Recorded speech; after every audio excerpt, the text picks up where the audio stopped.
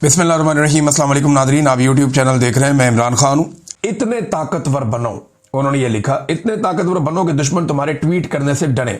इतने ताकतवर बनो कि दुश्मन तुम्हें जेल में डालकर तुम्हारी मुलाकात करवाने से डरे। इतने ताकतवर बनो कि दुश्मन तुम्हें अदालतों में पेश करने से डरे। इतने ताकतवर बनो कि दुश्मन तुम्हारी तस्वीर को मीडिया पे चलाने से डरे। इतने ताकतवर बनो कि दुश्मन तुम्हारा नाम लेने पर पाबंदी लगा दे। इतने ताकतवर बनो कि तुम्हें काबू करने के लिए सारे दुश्मन मुल्क का आईन ही बदल डालें, लेकिन तुम फिर भी काबू ना आ सको। किसी मां ने नहीं जमया पुत्र खान वर्गा, ये उन्होंने आगे पंजाबी में लिखा।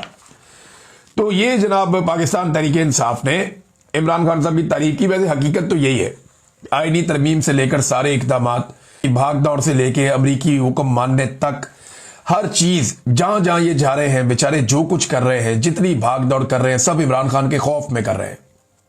क्योंकि मईशत इनसे चली नहीं, महंगाई इनसे कंट्रोल हुई नहीं, दहशतगर्दी पाकिस्तान में बढ़ती चली गई, पाकिस्तान में सियासी इस्तेहकाम ये ला नहीं पाए, सरमायाकारी पाकिस्तान में आ नहीं रही, पाकिस्तान से पैसा और इंसान बड़ी तेजी से पाकिस्तान छोड़कर बाहर भागते चले जा रहे हैं। मायूसी बढ़ती गई है कम होने की बजाय। सुहेल अफरीदी साहब लाहौर जा रहे हैं ताकि वहां पे दबाव कम किया जा सके।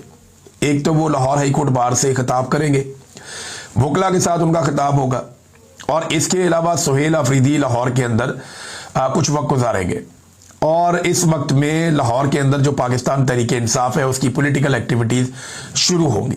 पहली मरतबा आपको पाकिस्तान तहरीक इंसाफ के झंडे भी नजर आएंगे, पहली मरतबा आपको पाकिस्तान तहरीक इंसाफ के लोग भी नजर आएंगे, और पहली मरतबा आपको गहमा गहमी नजर आएगी पाकिस्तान तहरीक इंसाफ में। वो जो एक एनर्जी तहरीक इंसाफ की लाहौर और पंजाब के अंदर जिसकी उन्हें जरूरत थी, वो उन्हें मिल सकती है सुहेल अफरीदी के आने के बाद। तो एक मोमेंटम बन सकता है। दूसरा देखें, जो स्ट्रीट मूवमेंट है लाहौर में, बलूचिस्तान में और सिंध में तो बाद में शुरू होगी, पहले ये खैबर पख्तूनख्वा में शुरू होनी है। तो अभी जो इस वक्त मैं ये वीडियो रिकॉर्ड कर रहा हूं, अभी तक तो किसी किस्म की कोई स्ट्रीट मूवमेंट शुरू नहीं हुई।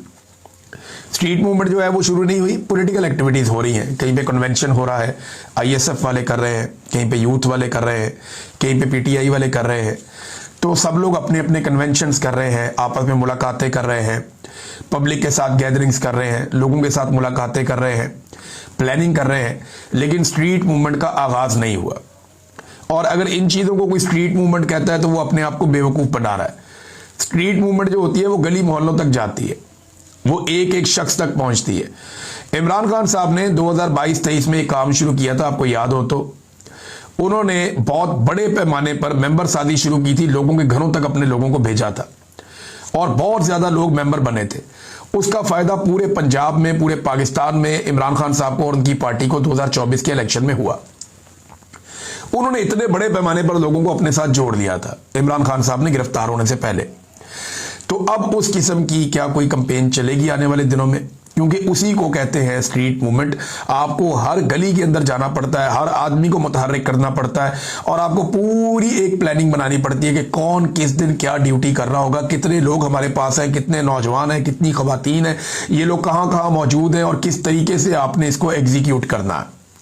तो जब तक आप साइंटिफिक बुनियादों पे नहीं करेंगे, आपका अगर इन्हिसार इसी बात पे है कि इमरान खान की मकबूलियत बहुत है, एकदम सारा पाकिस्तान निकल कर आ जाएगा और किसी को कोई जिम्मेदारी देने की या उठाने की जरूरत नहीं है, तो ये गलती पाकिस्तान तहरीक इंसाफ पहले भी कर चुकी है। इमरान खान बाहर हो तो फिर तो सारा पाकिस्तान निकल आएगा, लेकिन अगर इमरान खान बाहर नहीं है तो बड़े सिस्टमैटिक तरीके से ये चीजें करनी पड़ेंगी, जिसको स्ट्रीट मूवमेंट एक्चुअली कहते हैं, या जो इमरान खान के दिमाग में आइडिया है। मामला उस तरफ अभी तक नहीं गया, उस तरफ अभी तक कोई पेशरफ्त नहीं हुई। जब होगी हम आपको रिपोर्ट करेंगे। अब तक स्ट्रीट मूवमेंट का बाकायदा आगाज नहीं हुआ, सियासी प्रोग्राम जरूर हुए, लेकिन ये एक बड़ी अच्छी खबर है कि सुहेल अफरीदी लाहौर जा रहा है। सुहेल अफरीदी के लाहौर जाने से कम पाकिस्तान तहरीक इंसाफ के जो लोग हैं उनको एक ऑक्सीजन मिलेगी। बड़े लंबे अरसे से वो बेचारे एक अजीबोगरीब सूरत हाल में है। पीटीआई को इतनी मार पड़ी है, इतनी मार पड़ी है पंजाब में, पूरी पुलिस को इस काम पे लगाया हुआ है कि पीटीआई एक सदमे में चली गई। उस सदमे से और कौमे से निकालने के लिए वहां पे चंद झटके लगाने की जरूरत है, और वो झटके लगाने के लिए सुहेल अफरीदी अब पंजाब में जा रहे हैं। लेकिन उनके पंजाब में जाने से पहले पंजाब में क्रैकडाउन शुरू हो गया है। तो देखते हैं कि आने वाले वक्त में सुहेल अफरीदी पंजाब में कैसा मोमेंटम बना पाते हैं, क्योंकि आलिया हमजा ने बहुत कोशिश की है और बहुत हद तक पंजाब को उठाया है। लेकिन जुल्म और बर्बरियत इतनी है कि जो भी बाहर आता है वो गिरफ्तार हो जाता है। सुहेल अफरीदी को गिरफ्तार कर नहीं पाएंगे। तो ये कितना इम्पैक्ट डालते हैं और कितना ज़बरदस्त इस मामले को उठा सकते हैं, ये हम देख लेंगे आने वाले दिनों में। लेकिन खैबर पख्तूनख्वा की हद तक मैं बात करूं तो स्ट्रीट मूवमेंट के आगाज में अभी तक कोई बाकायदा पेशरफ्त नहीं। तजारती खसारा ये क्या होता है, जरा इसको समझें। अब तजारती खसारा होता है नाजरीन कि जो चीज़ आप इंपोर्ट करते हैं और जो एक्सपोर्ट करते हैं, यानी जो चीज़ें आप बाहर दुनिया से मंगवाते हैं और जो चीज़ें आप बाहर दुनिया में भेजते हैं, इंपोर्ट और एक्सपोर्ट के बीच में जो एक गैप पैदा हो जाता है उसे खसारा कहते हैं। यानी आप ज़्यादा चीज़ें दुनिया से मंगवा रहे हैं और कम चीज़ें दुनिया को बनाकर भेज रहे हैं।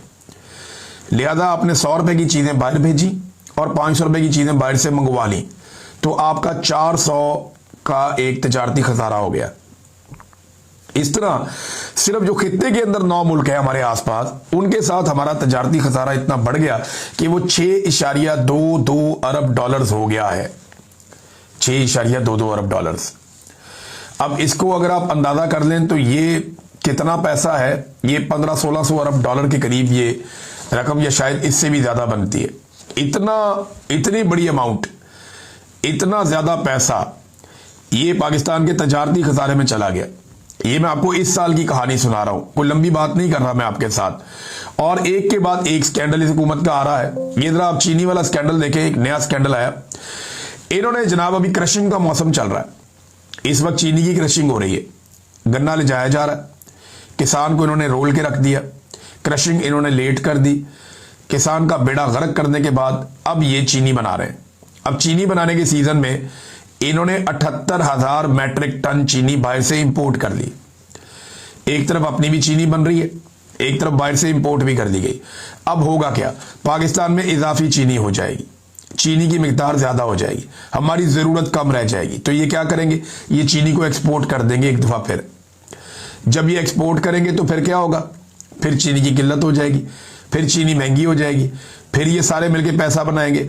तो पहले ये इंपोर्ट करके पैसा बनाते हैं, फिर ये एक्सपोर्ट करके पैसा बनाते हैं, फिर ये महंगा करके पैसा कमाते हैं। ये 3 साल से पाकिस्तानियों के साथ ये खेल खेल रहे हैं। सैकड़ों अरब हर साल पाकिस्तानियों की जेबों से ये निकाल रहे हैं और चीनी माफिया हर दफा निकाल रहा है। हर मर्तबा हम आपको बताते हैं, हर मर्तबा अदालतें मौजूद होती है, हुकूमत मौजूद होती है, कोई काम नहीं होता। और इस मर्तबा फिर एक मर्तबा वही वाला गंदा खेल खेला जा रहा है। पाकिस्तान में सरमायाकारी कितनी आ रही है, इसके ऊपर जरा हुकूमत का ही स्टेटमेंट हम सुन लेते हैं। कैसर अहमद शेख साहब इकोनॉमिस्ट भी है, हुकूमत के एमएनए है, और ये कहते हैं जी मैं खुद बोर्ड ऑफ इन्वेस्टमेंट का सरबराह हूं। मैं ये खुला एतराफ करता हूं कि अभी तक फॉरेन इन्वेस्टर्स का एतमाद बहाल नहीं हुआ। हमारे अपने मुल्क का बिजनेसमैन दुबई जा रहा है, वहां काफी इन्वेस्टमेंट हुई है, पाकिस्तान में कोई इन्वेस्टमेंट नहीं लेकर आ रहा। ये बात हुकूमती रुकन खुद कर रहे हैं। ये नाज़रीन हालात हुई। अब तक ले इतना ही, अपना ख्याल रखिएगा, अपने इस चैनल का भी। अल्लाह हाफ़िज़।